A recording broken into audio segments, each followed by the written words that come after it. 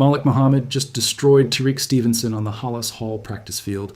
And in a minute, I'm going to tell you exactly why that might be the biggest problem nobody in the Windy City wants to admit yet.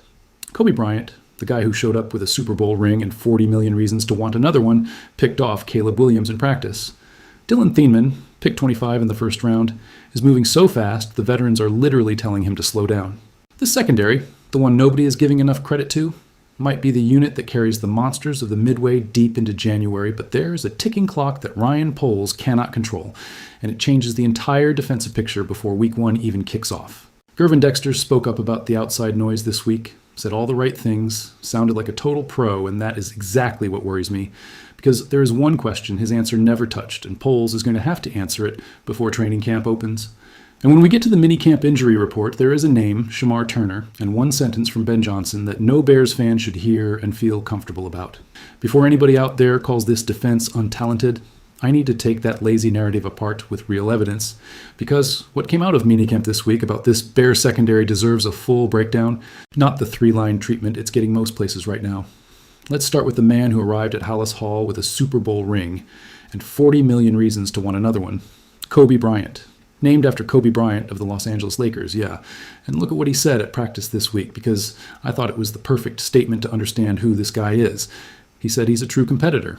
Said it doesn't matter if it's walking down the street. He wants to walk faster than the person next to him. That's not media talk. That's real personality, and it's exactly what this team needed to bring in. Now, before people over-romanticize this signing, I'll be straight with you. Bryant comes from Seattle, where he was part of a defense that finished first in points allowed per game across the entire 2025 season. That context matters. A player who functions perfectly in that system with those teammates doesn't always make the same smooth transition somewhere new with developing players around him. What I can say, without reservation, his numbers were real. 4 interceptions in 2025, a career high, 3 in 2024, 7 over 2 seasons. He's a player with a nose for the football who opposing coordinators already have to game plan around. Nobody manufactures that. And then there's this, which I think matters just as much as the stats. What Bryant said about Dylan Thieneman.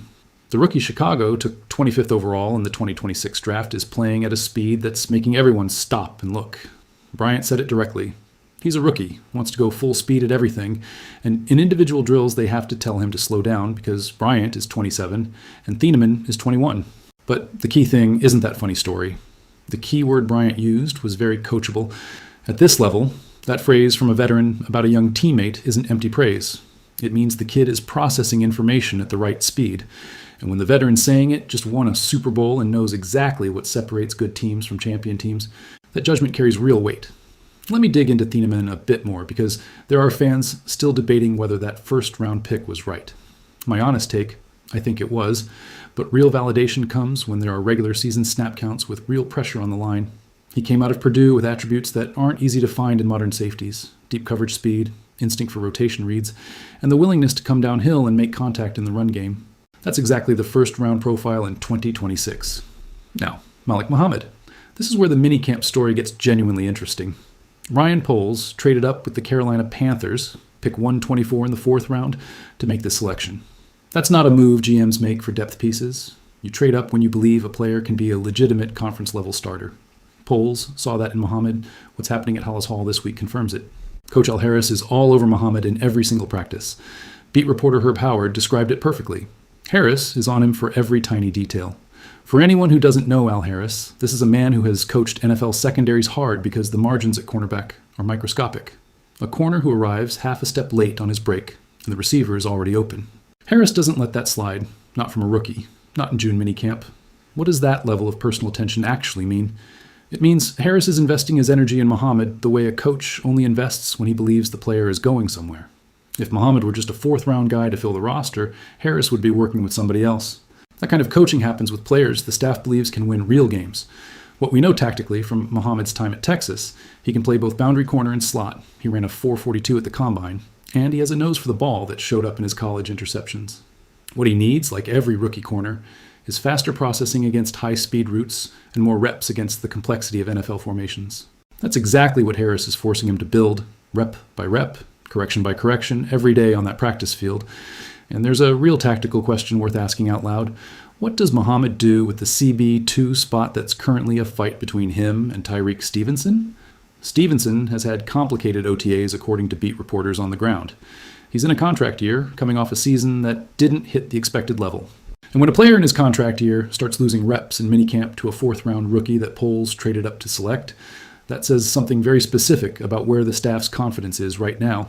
I'm not ready to say Muhammad starts week 1. It's June. Training camp has to happen.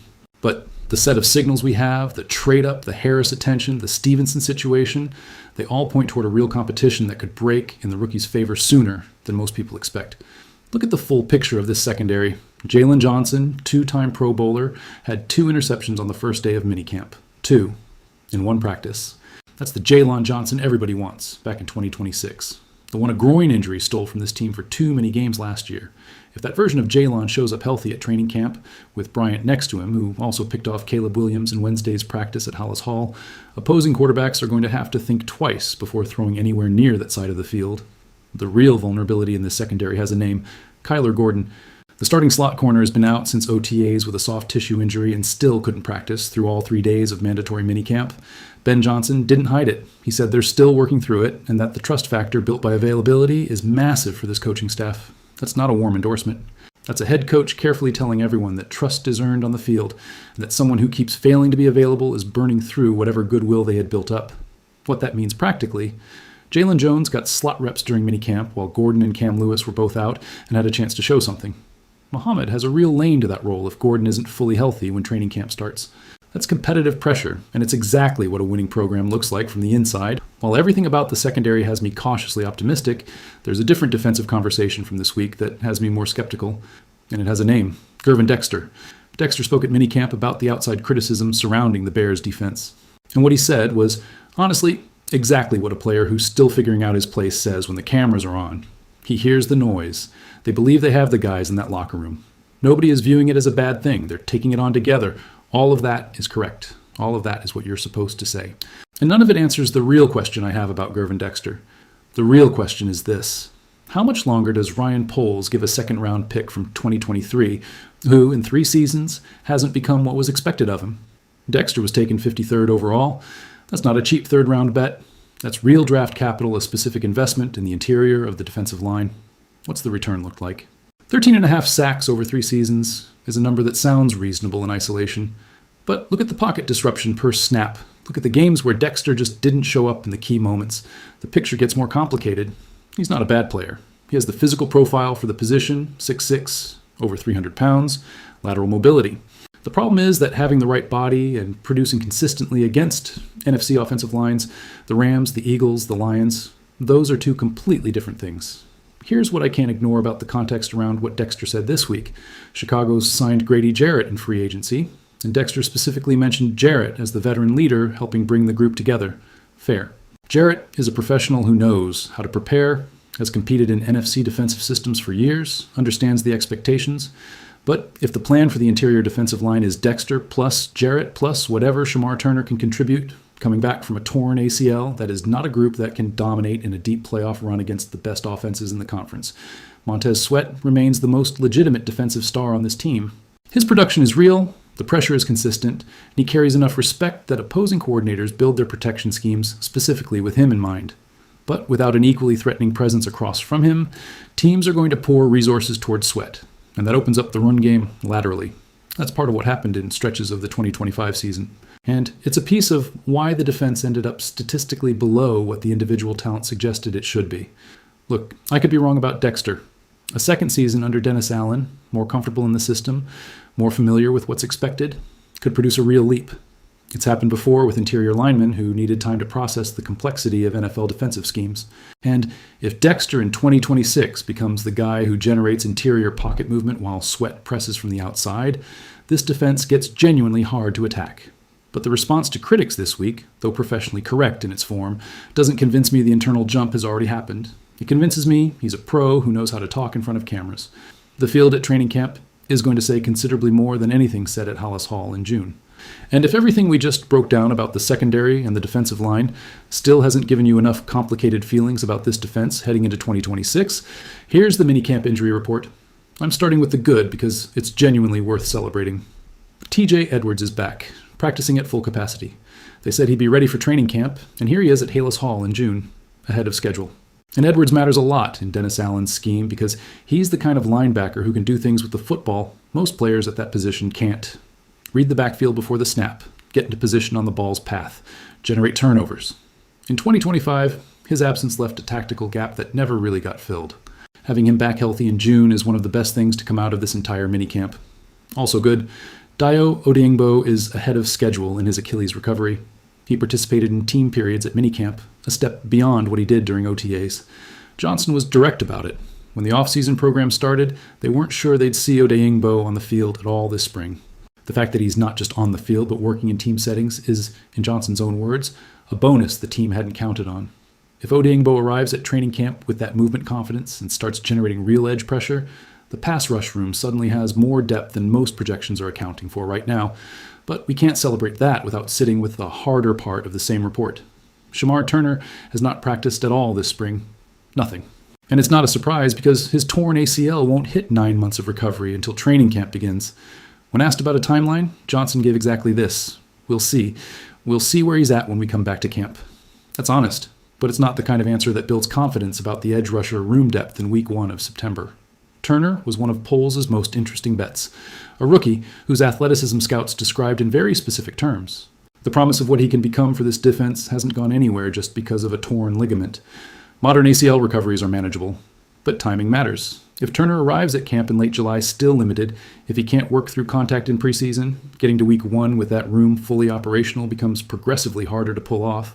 And Kyler Gordon, with the soft tissue injury that's kept him out since OTAs and through all 3 days of mandatory minicamp, is the other real alarm.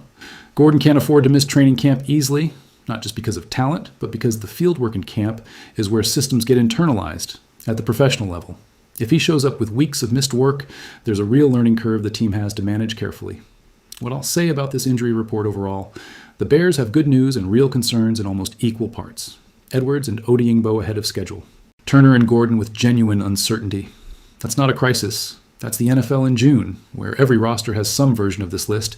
But for a team that needs its defense at maximum level to go deep in the playoffs, after reaching the divisional round last season, every one of those question marks is a real risk that Poles and Johnson are going to have to manage carefully between now and September. That's all for today, fam. And look, what I'm taking away from this minicamp is the same feeling this franchise always gives me. Caleb Williams' offense with Ben Johnson is the most exciting asset in this entire conference. That hasn't changed. What has to change is the defense. And the minicamp signals are mixed enough that the question stays wide open. Kobe Bryant with that competitive edge practically built into his name. Malik Muhammad with Harris on him every single rep because they genuinely believe he can be something. Jalen Johnson with 2 picks on day 1. That has me hopeful. But Dexter still has to show me something on an actual field that isn't just well-delivered words in June. And that edge rusher room, with Turner in recovery and Odeyingbo coming back from a torn Achilles, needs more than what free agency brought to Hollis Hall this offseason. Training camp kicks off in less than 6 weeks. That's where this story actually gets written. Bear down. Always. If this breakdown gave you something, hit the like, subscribe, and tell me down in the comments. Do you think this defense is ready for a deep playoff run? Or does Poles need to make another move before September? I want to read every single one. Day Bears. See you in the next one.